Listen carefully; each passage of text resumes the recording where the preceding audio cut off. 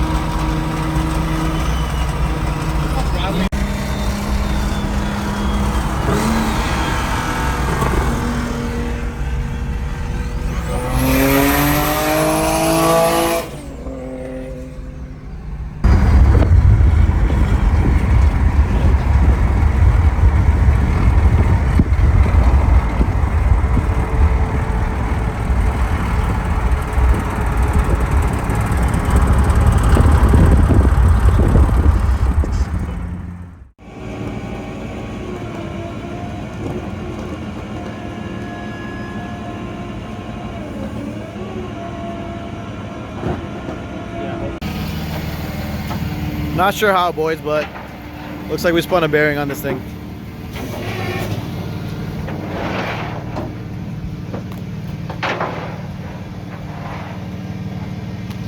So it was on the highway and he just did a light pull and started hearing rattling from the engine. So We're pretty sure it spun a bearing. We're gonna have to take it apart and check or see what's going on at this point. I don't know.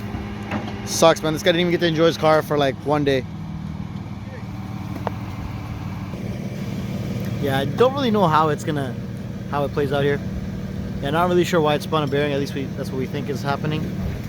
It didn't like throw a rod or anything like that from what we can tell. No oil spray or anything, but it was losing oil pressure near the end, which is why we believe it's a bearing. I know he's mad disappointed at this point. Really wanted to see this car do some work this year. He just put 2-piece rotors on it too. Take a look at this.